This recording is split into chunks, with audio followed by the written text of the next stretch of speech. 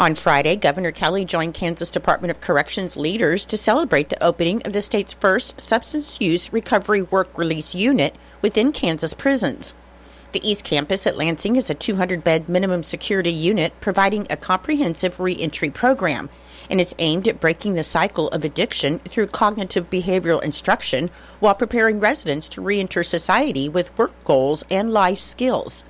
The East Campus at Lansing is designed to go beyond the traditional 28-day substance use program, providing residents with at least 6 months of classes that teach and promote pro-social behavior and work up to 300 hours of advanced practice sessions to develop cognitive behavior and positive habits.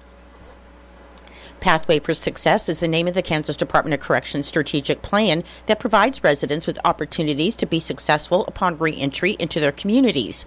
Along with classes for substance recovery, the residents will participate in classes to develop and foster better family relationships, as well as parenting classes for fathers. Residents will also participate in additional programs, support groups, and activities led by residents or volunteers. They can be part of the work release or private industry programs, and they can also meet with various parts of the reentry team to create solid, sustainable release plans and goals.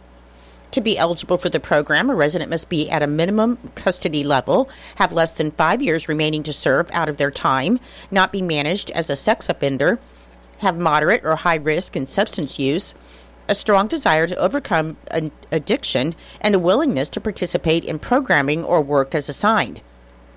The first residents to occupy the East Campus at Lansing are expected to arrive this week. One person was injured in an accident while fleeing from a crime scene just after 11 p.m. on Sunday in Rawlins County. The Kansas Highway Patrol reported that a 2009 Chevy Silverado, driven by 28-year-old McCrae W. Miglebrink of Atwood, was attempting to flee from a crime scene recklessly and at a high rate of speed, going northbound on Road 18 just north of Road CC, 11 miles north of US 36. The pickup began to leave the roadway to the right when the driver overcorrected and the pickup traveled into the west ditch, rolled, and the driver was ejected. EMS transported Miglebrink to St. Anthony's Hospital, and he was not wearing a seatbelt, according to the Kansas Highway Patrol. Law enforcement has not released any further details on the charges that Miglebrink might face. Lieutenant Governor and Secretary of Commerce David Tolan announced that $1.5 million is available for a fifth round of Historic Economic Asset Lifeline, or HIL grants, to revitalize dilapidated and underused downtown buildings and small communities across the state. And these grants help close the financial gaps for communities striving to make their downtown districts economically vibrant.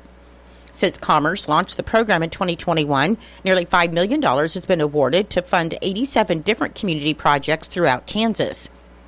The HEAL grant helps communities to revitalize downtown buildings as spaces for new or expanding businesses, housing, arts and culture, civic engagement, child care, or entrepreneurial activities.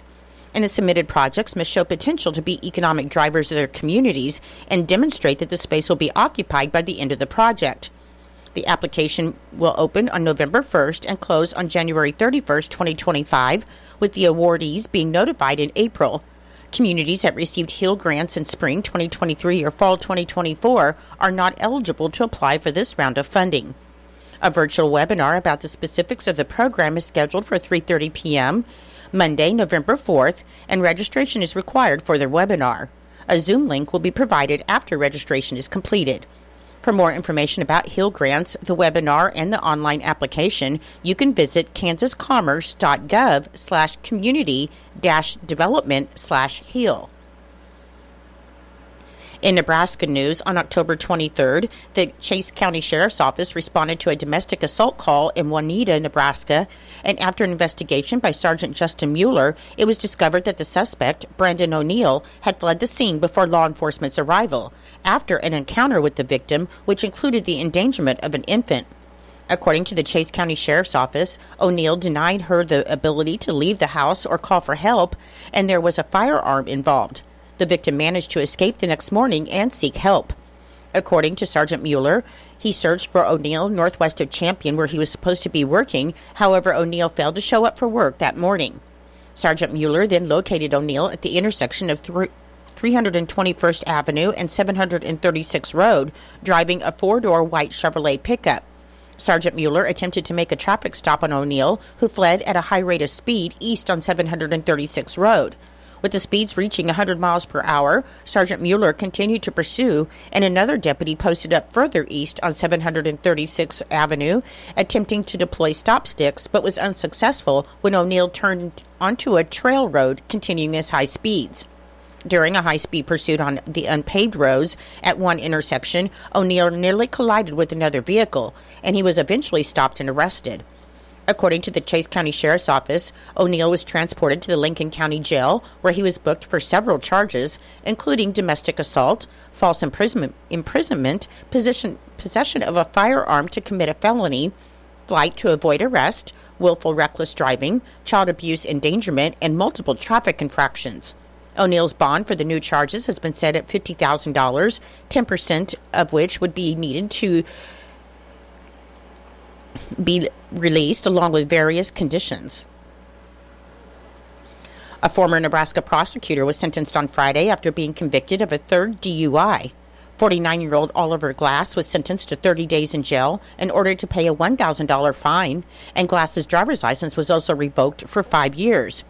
The former Dodge County attorney was arrested on July 6 after being pulled over on Highway 77 and Rosa Parks Way. His blood alcohol content level was 0.154%, which is more than twice the legal limit, and he was convicted in September. Glass had left office in 2021 after a series of scandals. In 2020, he was sentenced to probation for his first DUI, and the judge in that case called him a garden variety drunk. According to authorities that same year, he used the powers of his office to get information about his estranged wife and her boyfriend, and Glass gave police officers the boyfriend's license plate number and told them to look out for him. He was ultimately sentenced to federal prison for violating the man's civil rights. In January 2021, Glass was caught driving drunk again before resigning from his position. Fort Hays State University's next Science Cafe, Bats in the Night, is set for today, Monday, October 28th. And the presentation, that is sponsored by Fort Hays State University's Science and Mathematics Education Institute, will begin at 7 p.m. at the venue in Thirsty's Brew Pub and Grill in Hays. Dr. Lorelei Patrick, the Assistant Professor of Biological Sciences at Fort Hays State University, will discuss her research into bats, and everyone is invited to go and discover the fascinating world of Kansas bats, from their unique adaptations to their vital role in our ecosystem.